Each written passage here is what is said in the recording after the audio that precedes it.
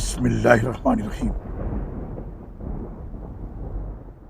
نیز تم اپنی قسموں کو باہمی معاملات میں دھوکہ دینے کا ذریعہ نہ بناؤ،